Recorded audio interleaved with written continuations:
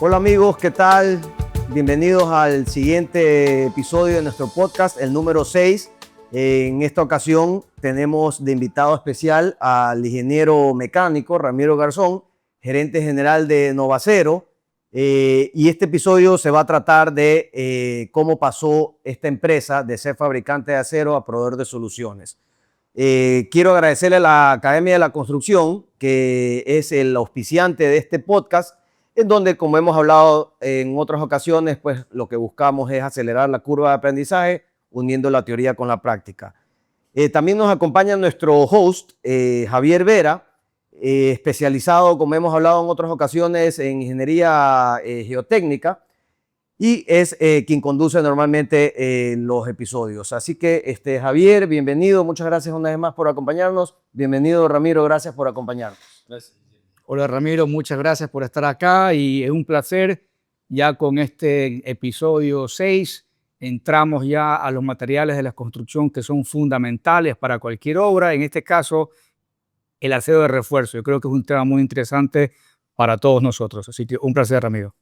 El gusto es mío. Gracias por la invitación y siempre a las órdenes. Pues Ramiro, siempre como veníamos hablando antes en la introducción, el podcast de Ingeniería de Valor originalmente lo arrancamos trabajando pues en todo lo que la ingeniería puede aportar al desarrollo y a la eficiencia de las construcciones. Pero como decíamos con Javier, valía la pena comenzar a identificar cuáles son los actores principales que logran fabricar los insumos, los materiales que viabilizan estas decisiones que los ingenieros después tienen que tomar. Porque siempre decimos hay una relación entre el hormigón, el acero, hay dependiendo del tipo de construcción, muchas veces puede ser en bodegas, por ejemplo, se utiliza, lo óptimo sería trabajar solamente con acero. Tú también has impulsado muchísimo tecnologías a través de BIM, el Building Information Modeling. Entonces, creo que es interesante, Javier, este cambio que estamos dando, explicarle al público cómo una empresa como Novacero ha logrado aportar tanto para esta industria donde ustedes, los ingenieros, son los actores principales, ¿no? Sí, la primera pregunta es ¿cómo cambió Novacero de ser una empresa que vende pues, acero de refuerzo, hierro, a ser una compañía que da una solución en el armado del acero, o sea, una solución integral para el constructor? Yo creo que cuando hablas de Novacero no piensas en una compañía que te vende el acero, sino una compañía que te da la solución con el acero armado. ¿Cuándo cambió esa filosofía hacia el cliente que en definitiva es un valor que le estás dando al cliente? Bueno, nosotros como Novacero, es verdad, nacimos ofreciendo productos de acero al mercado en general. Al inicio, al sector metalmecánico. Cuando uno habla del sector metalmecánico, está más orientado hacia la metalmecánica de sillas, muebles. Luego vas hacia el sector carrocero, siendo una empresa que nacimos serrana. Estamos muy cerca de una zona como es Ambato, en lo que es producción de carrocerías, de remolques y toda esa industria automóvil. Sin embargo, cuando incursionamos en la varilla de la construcción, nos dimos cuenta que... ¿En qué año fue? Nosotros empezamos con la varilla de construcción exactamente hace 20 años, Yeah. finales del 2025.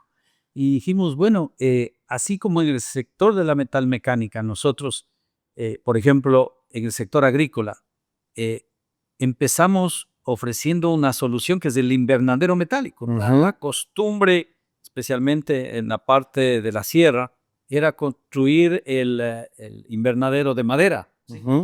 Para darle un poco de mayor valor agregado, a veces le ponían la caña de guadúa. Pero el problema que tiene trabajar con seres vivos, como es el tema de las plantas, sufre un estrés cada vez que hay un cambio de la estructura, un cambio de plástico. Y decíamos, ¿cómo le ayudamos a esta gente? Y nadie sabía cómo hacer eso. Nosotros teníamos los tubos, teníamos de ingeniería y dijimos, permítanos dar una solución para construir todos los túneles que son en invernaderos metálicos. Y siendo los tubos galvanizados, una de las garantías que estábamos dando es tiempo. O sea, usted no va a tener que toparle en 25 o 30 años. La planta no va a sufrir el estrés y tiene un beneficio. Y empezamos con ese proyecto que al inicio fue medio loco, porque era dedicarnos no directamente como Novacero, tuvimos que desarrollar socios estratégicos. Me acuerdo, había ahí dos técnicos, Lobato y Muñoz, el uno arquitecto, el otro ingeniero. Ustedes van a ser los encargados de montar todo esto. Y nosotros, como industria, les vamos a proveer el tubo a la medida, con los orificios que tenga, para que en el campo solo tengan que Armar el rompecabezas. Es así como empezó esta curiosidad nuestra de que fue bueno empezar a ofrecer soluciones de acero que además eran nuevas, porque la industria florícola, especialmente en el Ecuador, se desarrolla cuando vienen grupos colombianos por el tema de inseguridad que había a invertir en el lado ecuatoriano. Y realmente hubo una apertura de ese empresario a que permitamos hacer eso. Nosotros hemos construido miles de hectáreas hasta cuando hemos ido formando en el camino instaladores y todo. Y hoy, en unos casos, vendemos el tubo listo y en otros ya nos compran el tubo para, en este caso, el que hace el montaje, a dar la solución definitiva. Entonces, ahí empezamos.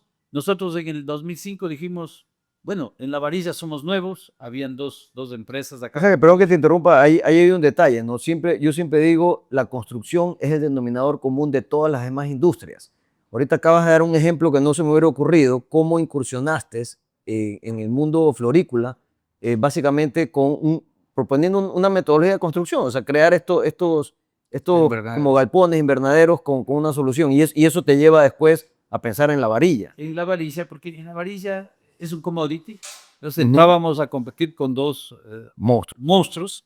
Más de 40 años nos llevaban de ventaja en el mercado. Y dijimos, bueno, ¿echamos a competir por precio? No, tenemos que entrar a competir a ver quién da más valor agregado. Y ahí empezamos, dijimos, vamos a ofrecer nuestro producto, vamos a sacar una varilla a la varilla mejor en el mercado, que es la varilla microeliada, y tiene ventajas muy, muy fuertes frente a la tradicional que se usaba en el Ecuador. Y la otra dijimos, entremos a ofrecer algo que sea listo. Una de las cosas que estamos conscientes, el Ecuador es un país bendecido en el tema de la parte climática, no tenemos las 4 estaciones, pero cuando uno trabaja en invierno, trabaja en verano, en altas temperaturas, el tener a la gente expuesta en una construcción o haciendo trabajos en altura es mucho riesgo. Entonces dijimos, entremos a desarrollar productos en la industria, en el taller, de tal forma que el armado sea una ventaja competitiva en la parte de la construcción. Es decir, se utilice menos mano de obra en el campo, que es abierto a sol y agua. Ese es el acero a la medida que está hablando usted. Entonces nosotros le llamamos acero figurado. Acero figurado, sí. Y ahí hay una serie de ventajas. Dijimos, bueno, a ver... Ahorran desperdicio también, ¿no? Evaluemos cuánto cuesta al constructor cuando yo le entrego la varilla estándar. Entonces nos dimos cuenta que del costo que yo le daba, a él le costaba un 15% más. Entre la mano de obra del albañil, entre los desperdicios que se generaba y lo que tenían que hacer ya en obra. Dijimos, a ver, ¿qué pasa si nosotros esto optimizamos? Y dijimos, bajémosle ese 15% y bajamos alrededor de un valor de un 10% y decíamos, bueno, 5% se ahorra el constructor y 5% nosotros aquí vamos a marginar, pero vamos a impulsar este tipo de modelo que en países desarrollados, incluso por el costo de mano de obra, es una ventaja espectacular. Es una forma de agregarle valor al constructor, porque no solamente le reduces el costo, como estás diciendo, en la mano de obra, el desperdicio, sino el tiempo. Así es, y la incertidumbre, porque no sabes si que el desperdicio es 3%, es 5%, es 8%. Acá te llega el acero figurado pues, para los elementos que tienes que hacer. Y ahí hay un tema súper importante. ¿Con quiénes hemos podido entrar a trabajar abiertamente? Yo creo que ha sido con profesionales que hacen sus cálculos, que hacen sus diseños y saben lo que necesitan. Hablemos del caso de ustedes, Guillermo, como Atinar. Ustedes saben que necesitan tantos estribos, ni uno más ni uno menos. Saben que necesitan una columna con ciertos dobleces, ni uno más, ni un centímetro más, ni un centímetro menos. Es decir, nos ha incluso entrado a ayudar a la profesionalización de la construcción. Todavía hay profesionales que, con pena tengo que decir, donde dicen, no, mándeme a mí recto porque yo en obra voy armando. Y claro, el armado le dejan en manos del albañil y en unos casos le ahorra estribos, pero le pone en riesgo la construcción. Oiga, seamos suspicaces también, ¿no? Ahora, es más fácil de que el amigo de lo ajeno se lleve la varilla larga, Exacto. a que una varilla doblada de 8,50 metros con un ancla de 40 centímetros no le va a servir cuando lo vuelva a virar. Entonces, inclusive hasta para eso, yo creo que, yo pienso que eso fue un cambio radical en el mercado que, por lo menos lo que yo he visto en las obras que hemos estado, Novacero está en todas las obras, no porque usted está aquí, pero realmente lo felicito porque es una propuesta de valor muy interesante que, como dice Guillermo, no solamente te ahorras el 5%, sino hay una sumatoria de beneficios que al final puede ser mayor porque tu rendimiento es mayor, ¿no, verdad? Y definitivamente el que pega primero pega dos veces y no he visto esa propuesta de sus competidores. Yo creo que inclusive esa de que también pueden ustedes armar en obra, o sea, no solamente lleva armado, sino también te doy haciendo en obra y ya te conformo el elemento con gente capacitada. Yo creo que le quita un gran peso a muchos constructores y a fiscalizadores también. Oye, y una pregunta con respecto a esto de aquí, porque comencé diciendo, pues, por si acaso, para quienes nos están viendo, Ramiro ha sido uno de los principales impulsores del BIM, de la metodología BIM. Que dimos un podcast de eso también. Dimos un podcast de eso de ahí. Él lo está liderando aquí en el país desde su industria, sin ser constructor, sin ser arquitecto, pero al final del día eso es algo que va a agregar valor, porque como hemos hablado en otras ocasiones, pues con la metodología BIM, tú puedes diseñar modelo tras modelo, elemento tras elemento, y los aceros pues ya no se vuelven simples cuantías calculadas al ojo, sino que puedes modelarlo tal cual como es. Hemos sido invitados incluso a dar ciertas exposiciones de los proyectos que nosotros manejamos con BIM. Somos recién, pues, estamos creo que 3, 4 años, pero Ramiro viene impulsando esto hace mucho tiempo atrás. Cuéntanos un poco por qué tu visión de poder transformar la forma en la que coordinamos, diseñamos y construimos proyectos usando la metodología BIM. ¿De dónde lo sacaste? ¿Por qué te envolviste el líder que impulsa esta tecnología? Bueno, yo siempre digo, nosotros que la vida nos ha dado una oportunidad, uno tiene que devolver esa colegiatura de la vida.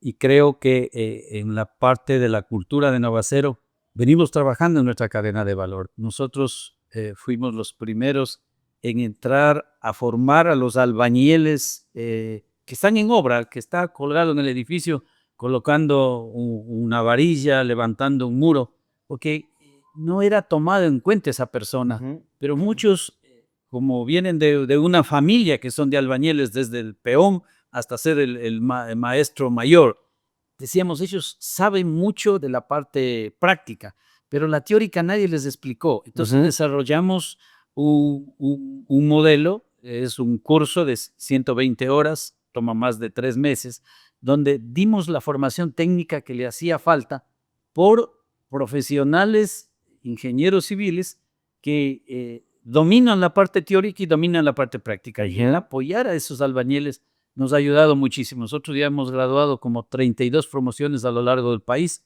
Tenemos como 1,710 graduados, que para mí son 1,710 vendedores.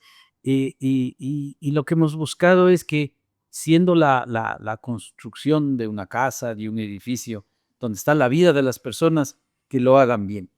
Habíamos hecho en ese lado, habíamos trabajado en la cadena de reciclaje, que igual tenemos como alrededor de 1,300 graduados, de cómo manejar los desperdicios que cogen en la calle de acero para no lastimarse, no contaminarse, no herirse. Y después decíamos, ¿qué podemos hacer con los profesionales de la construcción? Ahí están los arquitectos, los ingenieros. Y obviamente, siendo un nivel muy alto al que uno hay que llegar, yo en uno de mis viajes, hace unos 10 años, vi y cuando me dicen, este es un modelo de gestión para la construcción, yo soñaba que en algún rato tenemos que hacer acá. Y sintiendo que hace muchos años el sector de la construcción viene muy deprimido, cayendo cada año, decíamos, no es justo que salgan arquitectos, salgan ingenieros que están relacionados con el sector de la construcción y no tengan trabajo. en uno de mis viajes encontré que una empresa exportaba diseños bajo la metodología BIM, bajo el modelo BIM. Me di cuenta, digo, así como cuando uno quiere exportar algo hacia afuera, tiene que cumplir una normativa. Si el BIM es el lenguaje en el que se entienden todos los que están en el sector de la construcción, ¿qué hacer en el Ecuador para ayudar a los profesionales? Y ahí hemos empezado de alguna forma a ver cómo motivamos a que estos profesionales se convenzan de la metodología BIM, que al inicio, como toda norma, las ISO son así, las normas ecuatorianas son así, es un poco molestoso porque te obliga a encarrilarte en un procedimiento, en un proceso. Estandarizado. Estandarizado. Pero cuando tú le dices, vean, el modelaje BIM, si usted es bien hecho, ustedes pueden determinar interferencias, pueden generar ahorros, se habla de un 8 o un 12% Exacto. bien manejada, dijimos, ese es el camino. Y ahí como Novacero decíamos, nosotros estamos en el sector de la construcción, nuestros clientes son los ingenieros, son los arquitectos, apoyemos para que ese modelo de desarrollo, que es el modelo de gestión de la construcción, se dé en el Ecuador. Y creo que hemos avanzado bastante en este tema. Ya han salido algunas normas ecuatorianas. Hay una empresa que este rato está de alguna forma ya certificada dentro de lo que es la norma. Nosotros próximamente vamos a ser certificados también como proveedores dentro de la norma ISO 19650. Y algunos pueden decir, estos están locos, pero yo creo que es igual como cuando se hablaba de temas de las normas de calidad, las normas de seguridad, las normas ambientales. En el tema BIM, si uno quiere tener proyectos con excelencia para competir a nivel mundial, yo creo que el tema BIM es una de las herramientas que yo digo permite a los profesionales, tanto arquitectos como ingenieros, exportar conocimientos. Porque un ingeniero civil en Europa vale el doble o el triple de lo que cuesta el ecuatoriano. Y el ecuatoriano tiene la misma o mejor materia gris que el europeo y se puede competir. Mi sueño es llegar allá y hemos dicho como empresa, apoyemos al talento ecuatoriano para que haga bien el trabajo acá en Ecuador y ojalá pueda exportar conocimientos. Y una de las cosas que tú, Guillermo, en algún rato participaste en una ruta BIM explicando lo difícil que es incursionar en esto, porque no es nada fácil. Pero ahí me di cuenta que muchos profesionales a mí me han escrito y dicen, sí, yo estoy trabajando en modelaje para una empresa en Estados Unidos. Por ahí hay un ingeniero que siempre le recuerdo, Javier Acuña. Él empezó modelando en BIM el metro de Quito. ¿Sí? Claro. Y hoy él está por Estocolmo, lidera todos los proyectos BIM y es un ecuatoriano. Lo único que la vida le dio es la oportunidad de entrar a trabajar aquí. Bueno, tú sabes que muchos ecuatorianos estén en esa... Cuando Ramiro nos invita a esto de aquí, pues no digo, chévere, voy, pues me dice, ven a explicar los casos que tú has hecho. Era el edificio Maximus que había que explicarlo. Es un proyecto totalmente modelado y manejado con la metodología. Entonces me invitan a hablar del caso de éxito, ¿no? Entonces yo voy pues a hablar sobre mi proyecto. Y los invitados que tenía, uno era de España, el otro era de Estocolmo. Y los casos que hablaban eran de 4 millones de metros cuadrados, el otro ni sé cuántos aeropuertos que había hecho. Y nosotros recién estábamos dando nuestros pininos. Entonces tuve que transformar en el minuto, tuve que transformar la exposición y decir, no les vengo a hablar de éxito, les vengo a hablar de casos de fracaso y con temas bien lo complicado que nos fue y que nos está haciendo todavía la curva de aprendizaje por la transición generacional que tienes que tener. O sea, tú tienes ingenieros y arquitectos muy antiguos, con mucha experiencia, pero que no dominan la metodología y tienen miedo al cambio porque al momento que hablas de tecnología, ya piensan que es algo diferente y les da terror. Pero te digo y te agradezco, Guillermo, porque fue una de las mejores presentaciones, porque todos mirar esos casos de éxito, sí, pero ¿cuándo será en el Ecuador? Y cuando él contó, y voy a hablar de mi caso de fracaso, lo que tuve, la gente decía, sí, esto es como toda cosa. Exacto. Pero hay que empezar, así que no, eso vamos caminando, muy buena, que voy deprisa y sobre todo ya un poco en el tema sísmico, que es lo que me gusta a mí, no porque me gusta que venga terremotos, sino estamos en un país altamente sísmico. Como usted sabe, está la norma ecuatoriana de construcción 2015, esperamos que en algún momento ya esté la próxima norma.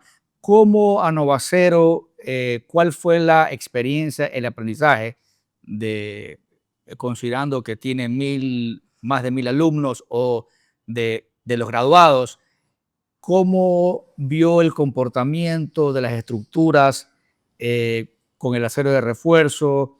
Yo tuve la oportunidad de estar en varios grupos conformados por expertos de Estados Unidos cuando fuimos a la zona cero, y lo redundante era que las estructuras pues no tenían buen confinamiento, etcétera. Inclusive vimos hormigón que tenían pues arenas de mar, ¿no, verdad? La varilla de acero estaba corroída, ya no tenía sección, etcétera. ¿Cuál fue la experiencia que ustedes tuvieron luego del terremoto del 2016, que creo que fue un pivot para mucha gente, cambiar su forma de pensar, y otra gente ya se olvidó? ¿Cuál fue lo positivo de la desgracia? Porque de las cosas negativas es importante aprender, ¿no?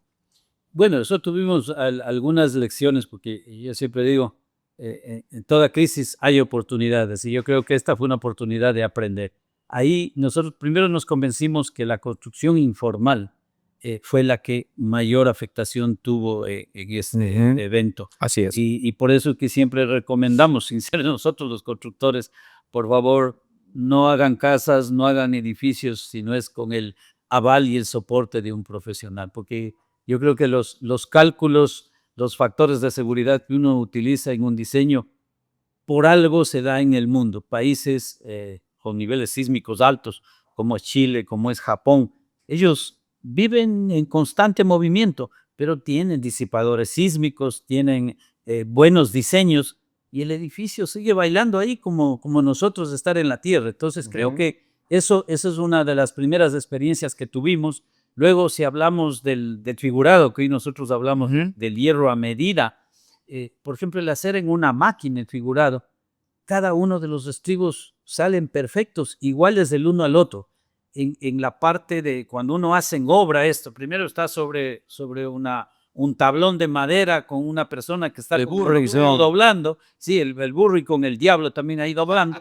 Y los primeros estarán bien doblados, los últimos ya dale que no ve el ingeniero y pasa de. Claro. Entonces, encontramos muchas fallas de esa. Y una de las cosas que a nosotros nos dio mucha satisfacción, porque entramos a evaluar de que algunos edificios que tenían nuestra varilla no estaban rotas, y nos dimos cuenta que sometido nuestro producto a ciertos ciclos, Cargas cíclicas. las cargas cíclicas, tenía un mejor comportamiento con el desempeño. Así es que para nosotros fue una experiencia muy, muy agradable de saber que nuestra varilla microaliada estaba para salvar vidas y estaba para hacer un buen diseño sismo resistente, acompañado con los profesionales que son O expertos. sea que es importante esto, que y me hace acuerdo hace como unos 25 años, posiblemente 23 años, como me he dado cuenta cómo he ido evolucionando, cómo las empresas hemos ido evolucionando, las formales, ¿no? Hemos ido evolucionando nuestras metodologías. Yo recuerdo que 20 y pico años atrás haber visto a un fierrero cortando con una sierra el acero. Y lo primero que yo me cuestioné es por qué el tipo corta así, por qué aunque sea no usa una cizalla o algo. Entonces comenzamos, sí, no, en muchas obras lo hacemos, en otras no. Y de ahí a buscar ya empresas pues que te vendan el insumo, el material ya, cortado, figurado, Configurado. armado a la medida, donde no solamente reduces el desperdicio de robo, el desperdicio que tienes porque calculaste mal la medida y te sobran pedacitos que ya no son utilizables para chicote quizás.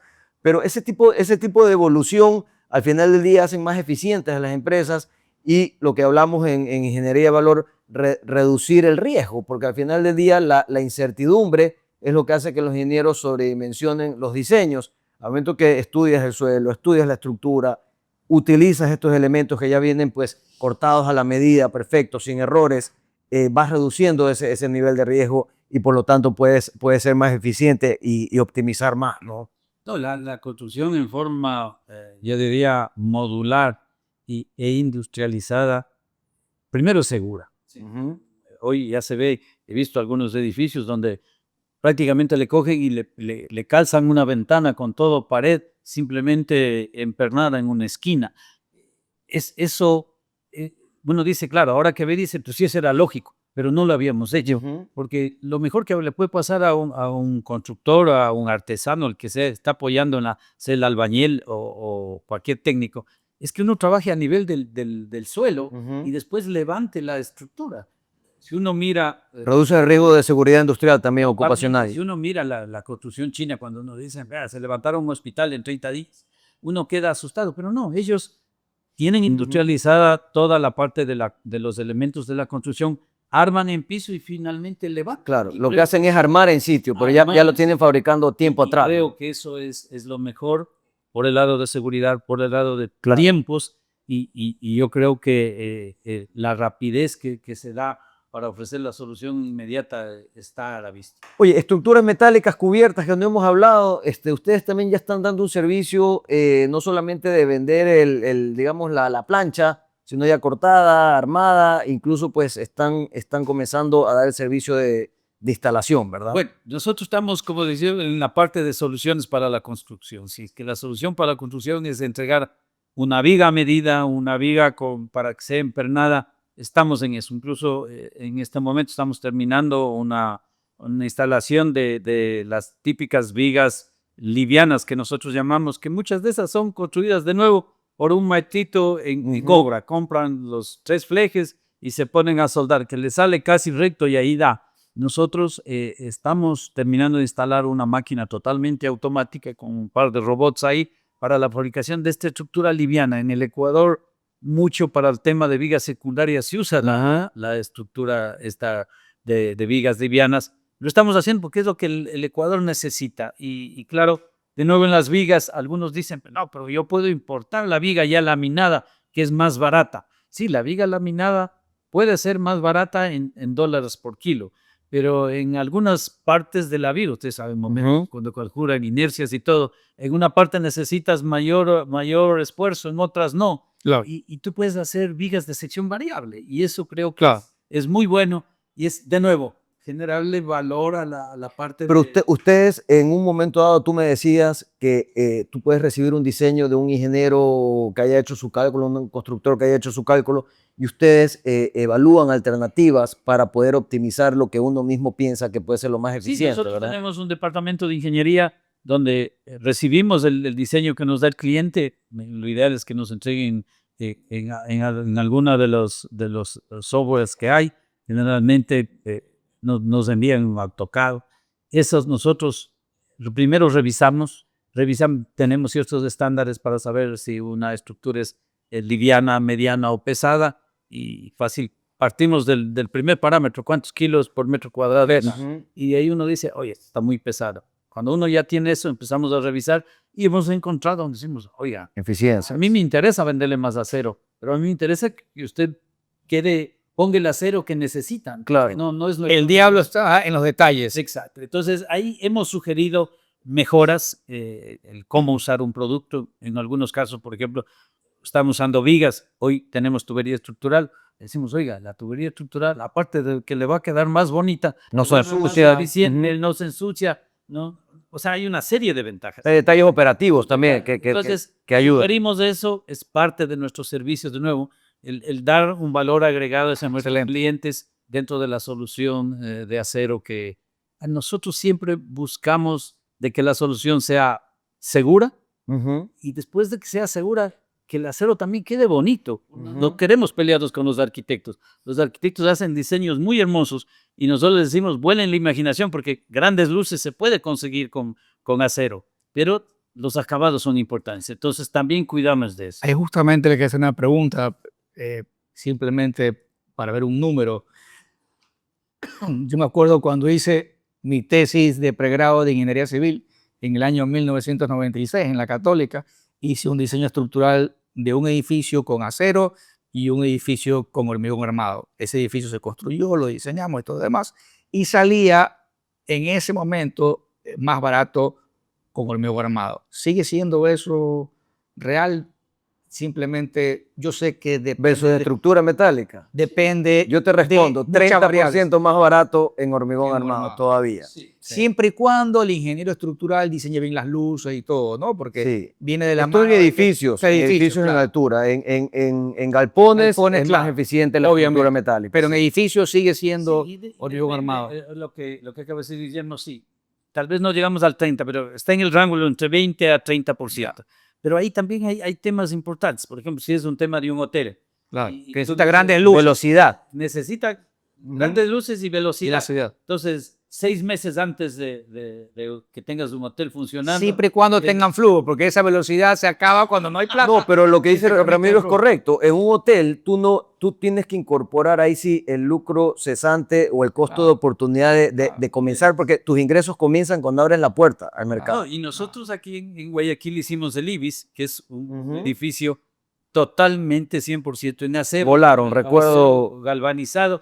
Y ustedes han visto la velocidad Sí. con la que se dio. Es un edificio sostenible porque tiene diseños para la parte de confort térmico que debe haber adentro a través de paredes que se ha utilizado con espacios para ventilación y fue rapidísimo. Rapidísimo. Y trabajar ¿Eso la lo hicieron otra- soldado o la empernado? mayoría fue Empernado. empernada, Empernado y para algunas construcción partes simple. fue soldado, pero la mayoría fue empernada. Pero trabajar frente al malecón, donde no puedes meter Claro. mezcladoras y todo, Ujú. simplemente vas armando un Lego, realmente el edificio, el tiempo era importante. Perfecto, Ramiro. Ya para ir cerrando, porque siempre se nos queda muchas Siempre, cosas sí. en el tintero. El tema ambiental se me quedó ahí. Sí, ¿cuál es su consejo para los nuevos ingenieros o los ingenieros jóvenes que son expertos en software, pero sí me gustaría que usted con tanta experiencia nos comente algo sobre